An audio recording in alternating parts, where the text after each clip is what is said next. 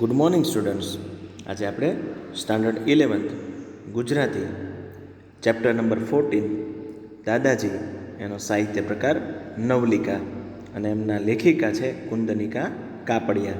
તો આ પાઠના પાઠ નંબર 3 વિશે આજે આપણે અભ્યાસ કરીશું.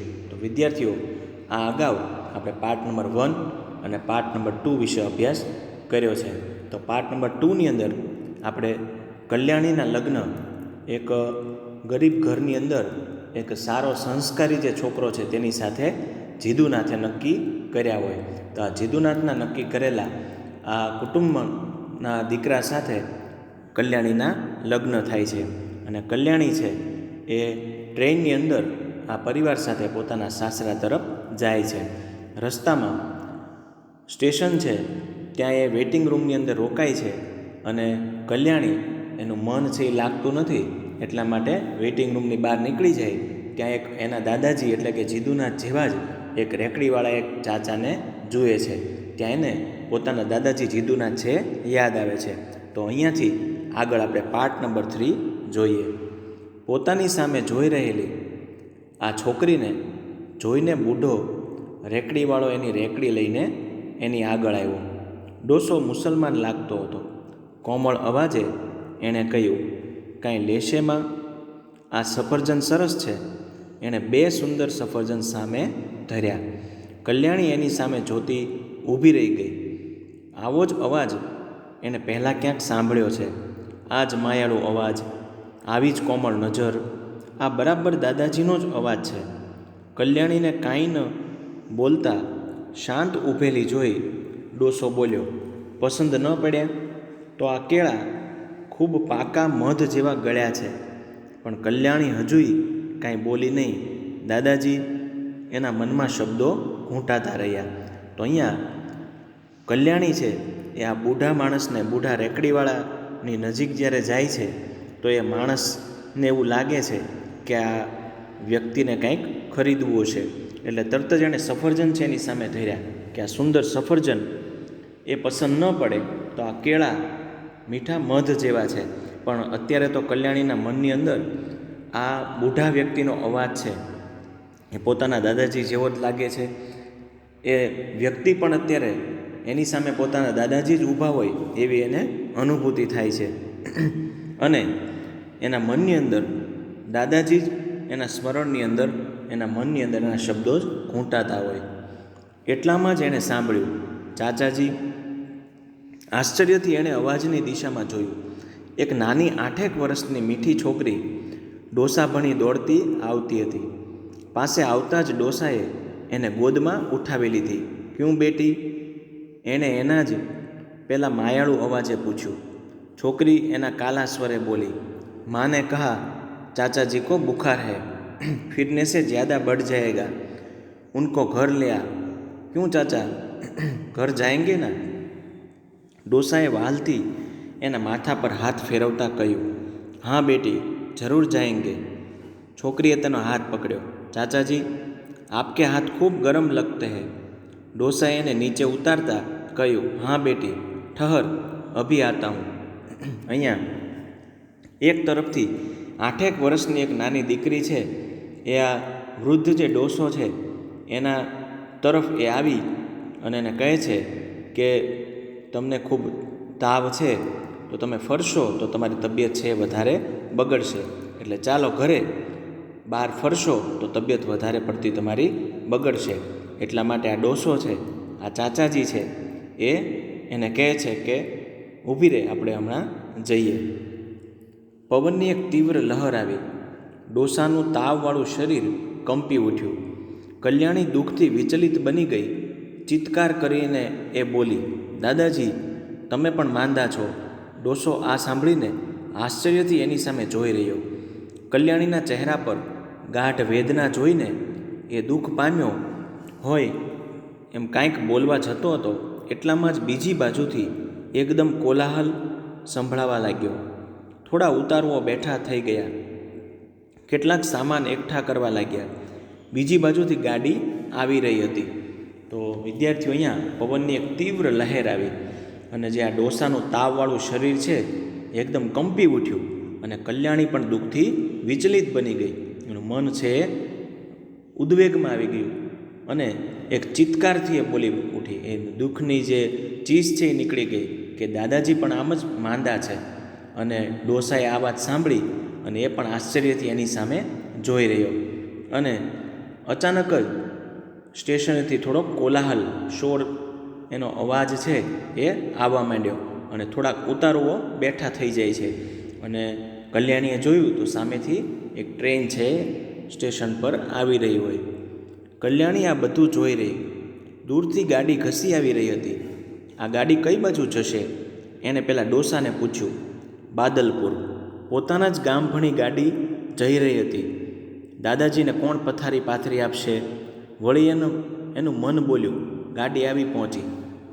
સ્ટેશન પર ચારે બાજુ પાછો અવાજ, કોલાહલ વ્યાપી ગયો. ધક્કામુક્કી કરતા ઉતારુઓ ચડતા હતા. પેલો ડોસો ઊભો થઈ રેકડી આગળ લઈ જવાનું કરતો હતો. એટલામાં એ અટક્યો. એણે પાછળ જોયું. પેલી છોકરી એના પહેરણની ચાળ પકડીને બોલતી હતી. નહીં ચાચાજી, ઘર ચલો, માને કહા હૈ, બુખાર બઢ જાયેગા. ચલો ના ચાચાજી. અહીંયા કલ્યાણી છે એ આ દૂરથી ગાડી આવી એ જોઈ રહી હતી અને એણે જ પહેલાં ઓલા ડોસાને પૂછ્યું કે આ ગાડી છે એ ક્યાં જઈ રહી છે. ત્યારે એણે બાદલપુર છે એવું નામ કીધું. ત્યારે કલ્યાણીને થયું કે આ તો મારે જ ગામ બાદલપુરા જઈ રહી છે. ત્યારે એને મનમાં અનેક વિચારો આવ્યા કે દાદાજીની પથારી કોણે પાથરી હશે. અને વળી આ ગાડી છે એ આવી પહોંચી ત્યારે સ્ટેશનને ચારે બાજુનો કોલાહલ છે એ વધી ગયો. અને આ જે ડોસો છે એ વળી પાછો ઊભો થઈ અને રેકડી આગળ લઈ જવાનું જ્યાં કરતો હતો એવા સમયે પેલી દીકરીએ એની ચાળ પકડી, એટલે કે એનું જે પહેરણ છે એ પકડી અને એને રોક્યા કે નહીં ચાચાજી, તમારે તો ઘરે આવવાનું છે. માને કહે એટલે કે માએ કીધું છે કે તમારો બુખાર એટલે કે તાવ છે એ વધી જશે, એટલે તમે ઘરે ચાલો. કલ્યાણીનું મન હાહાકાર કરી ઉઠ્યું. એની નજર સમક્ષ દેહ દેખાવા લાગ્યો. એને થયું દાદાજી સૂતા સૂતા પોતાની પાસે પાણી માગી રહ્યા છે. ક્ષીણ કંઠે આવતો એ અવાજ એના કાન પર પડે છે. કલ્યાણી, બેટા પાણી આપશે? એ વિહવળ બની ગઈ. પેલી છોકરી હજુય ડોસાને ખેંચી રહી હતી. ઘર ચલ્યો ચાચાજી, આપકે હાથ ખૂબ ગરમ હોતે જા રહે હૈ. સામે ટ્રેન ઊભી હતી. કલ્યાણી હવે થોભી શકી નહીં. આ ગાડી બાદલપુર જાય છે. ડોસાનું વાક્ય એને યાદ આવ્યું. પાગલની જેમ એ દોડતી ગઈ. ગાડીનું બારણું ઉગાડી એમાં ચડી ગઈ. હવે કલ્યાણીનું મન છે એ હાહાકાર કરી ઉઠ્યું. એની નજર સામે દાદાજીનો જાણે દેહ, એનું શરીર દેખાવા માંડ્યું. અને દાદાજી સૂતા સૂતા પોતાની પાસે જાણે પાણી માગી રહ્યા હોય એવા ક્ષીણ કંઠે એમનો અવાજ છે એ કલ્યાણીના કાન પર પડતો હતો. અને એ જાણે કહેતા હોય કે બેટા પાણી આપશે. અને કલ્યાણી વિહવળ બની ગઈ અને પેલી તરફ જોયું તો ઓલી જે નાની દીકરી છે 8 વર્ષની, એ ઓલા ડોસાને ખેંચતી હતી કે ચાચાજી તમારા હાથ ખૂબ ગરમ છે, હવે તમે ઘરે ચાલો. અને આ બધી પરિસ્થિતિથી કલ્યાણી ખૂબ જ એનું મન વિચલિત થાય છે. અને એ બાદલપુર જતી જે આ ગાડી છે એની અંદર બારણું ઉગાડી અને ચડી જાય છે. અગાસી ઉપરથી જીદુનાથ નીચે આવીને ખાટલા ઉપર બેઠા. પળો બધી જાણે લાંબી લાંબી થવા લાગી. એની છાતી પર દુઃખનો ભાર વધતો લાગ્યો. નીરવ હૃદય સાગર ઘૂઘવાટ કરી નિરંતર જે એના ગીત સંભળાવી રહ્યું હતું, વારંવાર મનમાં જેની સુગંધ મહેકી જતી હતી, એ ક્યાં છે રે, ક્યાં છે? ક્યાંય નથી. નથી એના ઘરની 4 દિવાલોની વચ્ચે, નથી સામે પથરાયેલા મેદાન પર, નથી ઊંચે આકાશમાં. છે માત્ર એના આંસુ નીતર્યા અંતરની ભીતરમાં કેટલાય સુંદર દિવસો, શોક સુખની કેટલી અવસ્થાઓને જેણે પોતાના સ્નેહથી અંકિત કરી દીધી હતી, તેની મૂંગી સ્મરણ સુધા માત્ર ઘરને ખૂણે ખૂણે ઝરી રહી છે. અહીંયા જીદુનાથ છે એ પોતાની દીકરી એવી કલ્યાણીને આખા ઘરની અંદર શોધે છે. એના હૃદયની અંદર અત્યારે એક સમુદ્રમાં જેમ મોજા આવતા હોય એવો એને અનુભવ થાય છે. અહીંયા ઘરના ખૂણે ખૂણાની અંદર એ કલ્યાણીને શોધે છે, પણ ક્યાંય કલ્યાણી એને મળતી નથી. જીદુનાથના મનમાં મૂંઝવણ થવા લાગી. રાત પડતી જતી હતી, ઘરમાં અંધારું હતું. સાંજ પડે કલ્યાણી દીવો સળગાવી જતી. રાત પડે કોઈ ખૂણામાં ધૂપસળી મહેક ફરકી જતી. પ્રેમ ભરપૂર કંઠે આવીને એ પૂછી જતી, દાદાજી જમવા બેસીશું? અહીંયા જ્યારે જીદુનાથ કલ્યાણી હતી એ દિવસો અત્યારે યાદ કરે છે કે જ્યારે રાત પડતી, ઘરમાં અંધારું થતું, ત્યારે સાંજ પડે કલ્યાણી છે એ દીવો પ્રગટાવી જતી અને રાત પડે કોઈ ખૂણામાં ધૂપસળીની મહેક છે એ ફરકી જતી. અને આ પ્રેમ ભરપૂર કંઠે કલ્યાણી છે એ દાદાજીને આવીને પૂછતી કે દાદાજી જમવા બેસીશું? જીદુનાથે બળપૂર્વક બધું હાંકી કાઢવાનો પ્રયત્ન કર્યો, પણ દુઃખભરી મધુર સ્મૃતિનો બોજ એમના મનને તંદ્રિત બનાવી દેતો હતો. એને આલિંગી શકતો નથી, દૂર પણ ધકેલી શકતો નથી. હૃદયની નિર્બળ લાગણીઓ જીવનના બળને વિખેરી રહી છે. મન અભાન બનતું જાય છે. અહીંયા જીદુનાથ બળપૂર્વક પોતાની જે સ્મૃતિઓ છે એને હાંકી કાઢવાનો પ્રયત્ન કરે છે, પણ દુઃખભરી મધુર જે સ્મૃતિ છે એનો બોધ એના મનને તંદ્રિત બનાવી દે છે અને એને આલિંગી શકતો નથી, એટલે કે નથી એને સ્વીકારી શકતો કે નથી એને ઠુકરાવી શકતો. તો હૃદયની આ નિર્બળ જે લાગણીઓ છે એ એના જીવનના બળને વિખેરી રહી છે અને મન જાણે કે એનું અભાન બનતું હોય, ભાન વગરનું બનતું હોય એવું થઈ જાય છે. જીદુનાથની આસપાસ અંધારા ઘેરાવા લાગ્યા. પેલું નાનકડું વ્યાકુળ મોં વારે વારે જાણે કહી રહ્યું, શા માટે મને દૂર મોકલી દો છો દાદાજી? તમને શું હવે મારા માટે સ્નેહ નથી રહ્યો? અહીંયા જીદુનાથની આસપાસ અંધારું ઘેરાવા લાગે છે અને એનું નાનકડું વ્યાકુળ મોં છે એ જાણે એમ કહી રહ્યું હોય કલ્યાણીનું કે તમે શા માટે મને દૂર મોકલી રહ્યા છો? હવે શું તમને મારા માટે સ્નેહ કે પ્રેમ નથી રહ્યો? જીદુનાથના હૃદયની વેદના વધવા માંડી. મૃત્યુ પહેલાંની વેદના ઊંડી, ઘેરી, ઘૂંટાતી વેદનાનો બોજ એમના પર ખડકાવા લાગ્યો. છાતી પર જાણે ગંજના ગંજ ખડા થઈ ગયા. ક્યાંક કલ્યાણીના પગલાંનો ઝણકાર સંભળાય છે. શ્વાસ લેવાનું મુશ્કેલ બનતું જાય છે ને બહારની ધૂળવાળી દિવાલો પરથી દૂર દૂરની હવામાંથી સુરભિમય એ સૂરો આવવા લાગ્યા.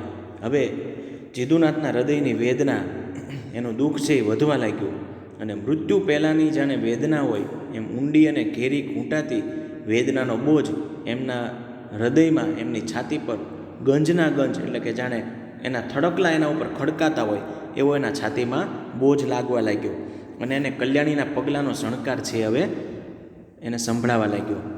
હવે એને શ્વાસ લેવું પણ મુશ્કેલ બનતું હતું. દાદાજી, ઓ દાદાજી, હવે તો નથી રહેવાતું. સિતારના તાર જાણે રણઝણી ઉઠ્યા. જીદુનાથે વ્યાકુળ બની બૂમ મારી, કલ્યાણી બેટા! હવે કલ્યાણી છે એ જાણે કે સામે જ ઊભી હોય એવું જીદુનાથને લાગ્યું અને કલ્યાણીને સાદ પાડે છે કે કલ્યાણી બેટી! દાદર ચડતી કલ્યાણીનું મન પ્રસન્ન થઈ ગયું. આવેગ ભર્યા ઉર્મિથી કંપતા સૂરે એણે ઉત્તર આપ્યો, આવું છું દાદાજી. અહીંયા હવે કલ્યાણી એ જ સમયે દાદર ચડતી હતી અને ઓલી બાજુ જીદુનાથ છે એ પોતાના મનની અંદર કલ્યાણી જ હોય એટલા માટે કલ્યાણીને સાદ પાડે છે અને કલ્યાણી દાદર ચડતી એ સાદ સાંભળે છે એટલે એનું મન પ્રસન્ન થઈ જાય છે કે દાદાજી મને બોલાવે છે. અને તરત જ એણે જવાબ આપે છે કે આવું છું દાદાજી. જીદુનાથે ઘેરાતી આંખો મહા મહેનતે ઉઘાડી. સામે કલ્યાણીને ઊભેલી જોઈ આઘાતથી એ બેહોશ બની ગયા. ચાલી આવી કલ્યાણી, વરને છોડીને ચાલી આવી અભાગી. અહીંયા જીદુનાથને વિશ્વાસ નહોતો કે ખરેખર કલ્યાણી પાછી આવી ગઈ. એણે મહા મહેનતે આંખો છે ખોલી તો આઘાતથી એ બેહોશ જેવા બની જાય છે અને સામે કલ્યાણીને જોઈ અને એક નિશાસો નાખે છે કે વરને છોડીને તું ચાલી આવી અભાગી, કમનસીબ હોય એવા અર્થમાં. કલ્યાણી કશું સમજી નહીં. પહેલાંની જેમ જ જીદુનાથનું માથું એને ખોળામાં લીધું ને હળવે હાથે દાબવા લાગી. તમને છોડીને જવું ગમતું નથી દાદાજી. કેમે કર્યું? ગમ્યું નહીં. વચ્ચેથી જ ચાલી આવી. હવે કદી નહીં જાઓ. અહીંયા જીદુનાથ કલ્યાણીને અભાગી કહે છે પણ કલ્યાણી આવું કશું સમજતી નથી અને પહેલાંની જેમ જ જીદુનાથનું માથું એ ખોળામાં લઈ લે છે અને પોતાના હાથ વડે એને દબાવવા લાગે છે અને સાથે સાથે કહે છે કે તમને છોડીને જવું ગમતું નહોતું દાદાજી, હવે હું ક્યારેય પણ તમને છોડીને જઈશ નહીં, હું અધવચ્ચેથી જ અહીંયા ચાલી આવી. અચાનક જંકશન સ્ટેશન પરના આરામઘરમાંથી એકાએક રાતે ગુમ થઈ ગયેલી કલ્યાણીને શોધવા બીજે દિવસે સવારે વરપક્ષના લોકો જીદુનાથને ઘરે આવ્યા. ત્યારે જીદુનાથના ઠંડા પડતા જતા દેહની પાસે બેઠી બેઠી કલ્યાણી એનું માથું દબાવતા મૃદુ કોમળ કંઠે બોલી રહી હતી, હવે તમને છોડીને ક્યાંય નહીં જાઓ દાદાજી. હવે અહીંયા અચાનક જ્યારે જંકશનનું જે સ્ટેશન હતું ત્યાં એના આરામગૃહ એટલે કે વેઇટિંગ રૂમમાંથી એકાએક રાત્રે કલ્યાણી ગુમ થઈ ગઈ હોય ત્યારે કલ્યાણીને શોધવા માટે જે વરપક્ષના જે લોકો છે એ બીજે દિવસે સવારે જીદુનાથના ઘરે આવે. ત્યારે જીદુનાથનું જે ઠંડુ પડતું શરીર હોય એટલે કે હવે મૃત્યુશૈયા પર જે સૂતેલા જે દાદાજી છે, તો એવા દાદાજીને પોતાના ખોળામાં માથું રાખી અને એ કલ્યાણી છે એ દબાવી રહી હોય અને કોમળ કંઠે એ બોલતી હોય કે દાદાજી, હવે તમને છોડીને હું ક્યાંય જવાની નથી, હું ક્યાંય નહીં જાઉં. આમ કલ્યાણી પોતાના દાદાજીને છોડી અને પોતાના સાસરે પણ જવા માગતી નથી. તો આવો દાદા અને પુત્રીનો એક પ્રેમ છે એ અહીંયા આપણી સામે દર્શાવવામાં આવ્યો છે. તો વિદ્યાર્થીઓ, અહીંયા આ પાઠના સમાપન બાદ આ પાઠની શબ્દ સમજૂતી છે આપણે જોઈએ. જીવનની પાનખર તો વૃદ્ધાવસ્થા કે જીવન સંધ્યા, ખખડધજ તો વૃદ્ધ છતાં મજબૂત બાંધાનું, અનુકંપા તો દયા કે સહાનુભૂતિ, નંદવાઈ ગયેલી તો તૂટી ગયેલી કે ભાંગી ગયેલી, સોહામણી તો સુશોભિત, જીર્ણ તો છેક જૂનું, ઘસાઈ કે ખવાઈ ગયેલું, અવશ એટલે કે પરતંત્ર કે લાચાર, અસીમ તો સીમા વિનાનું, વિલીન તો લય પામેલું કે લીન થયેલું, જતન એટલે સંભાળ કે સાચવણી, સાનિધ્ય એટલે પાસે કે નજીક, અકલ્પ્ય તો કલ્પના ન કરી શકાય તેવું, સંગત તો સંબદ્ધ, સુસંગત, તાણાવાણા તો વણાટ કે વખતે તાણેલા લાંબા ઊભા તાર, તાણા અને આડા તાર એટલે વાણા, અહીં સ્નેહ સંબંધના તાણાવાણા, મલિન એટલે કે મેલી, લખલૂટ એટલે કે પુષ્કળ, એકત્વ એટલે એક હોવાપણું કે એકતા, ઉજ્જડ એટલે કે વેરાન, અતૃપ્ત તો અસંતુષ્ટ, વિહવળ તો બાવરું કે આતુર, ભદ્ર તો અહીં સભ્ય કે ખાનદાન, વિરક્ત તો અનુરાગ કે સ્પૃહા વિનાનું, અને નિરભ્ર તો અભ્ર એટલે વાદળા તો વાદળ વગરનું, બુખાર તો અહીંયા હિન્દી શબ્દ છે તો એનો અર્થ થાય તાવ, ફિરને સે તો આપણે હિન્દી શબ્દ ફરવાથી, વિચલિત તો અસ્થિર કે હાલતું, ચિત્કાર એટલે ચીસ, ક્ષીણ એટલે નબળું અહીં ધીમું, નીરવ એટલે કે અવાજ વગરનું શાંત, નિરંતર એટલે સતત કે હંમેશા, તંદ્રિત તો તંદ્રાવાળું સુસ્ત, અને વ્યાકુળ તો બાવરું કે ગભરાયેલું, અને અભાગી તો કમનસીબ. તો વિદ્યાર્થીઓ, અહીંયા આપણે આ પાઠના રૂઢિપ્રયોગ છે એ આપણે જોઈએ. મોં પડી જવું તો ઝંખવાણા પડી જવું, મન મ્લાન થઈ જવું તો ખિન્ન કે ગમગીન બની જવું, આંખોમાંથી શ્રાવણધાર નીતરવી તો ખૂબ જ રડવું, મન હાહાકાર કરી ઉઠવું તો ખૂબ જ ઉદ્વેગ થવો, અને છાતી પર ગંજ ખડકાઈ જવા તો ખૂબ જ ઉપાધિમાં મુકાઈ જવું. તો વિદ્યાર્થીઓ, અહીંયા આ પાઠનું આપણે સમાપન કરીએ. આ પાઠનો સ્વાધ્યાય તમારી ફેરબુકમાં લખવાનો છે. તો અહીંયા આ પાઠ આપણે પૂર્ણ કરીએ. Thank you.